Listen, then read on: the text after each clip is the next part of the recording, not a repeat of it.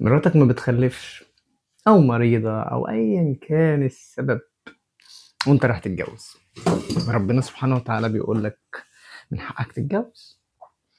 فتيجي تكتب الكتاب تلاقي المأذون بيقول لك فين الورقة؟ ورقة إيه يا عم الشيخ؟ الورقة اللي مراتك كاتبة لك فيها إن هي موافقة. لا والله. طب إزاي يعني؟ والله القانون بيقول كده. أنت متخيل؟ أنت متخيل إن القانون بيقول لك لازم موافقة كتابية من زوجتك إن أنت تتجوز تاني؟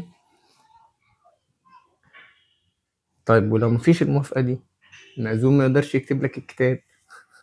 اه والله. يا جماعة انتوا بتقولوا ايه؟ ربنا سبحانه وتعالى بيقول لك مثنى وثلاث ورباع.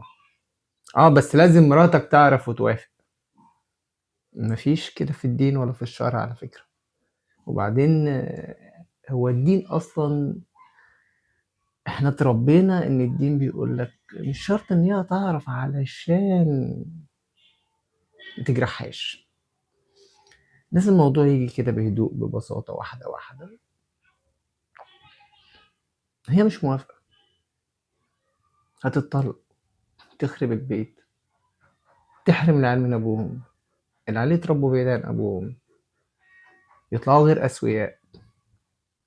وبعدين الدين اصلا بيسمح لك بالتعدد، والاصل في الزواج التعدد في الدين علشان الامه تكبر. لكن احنا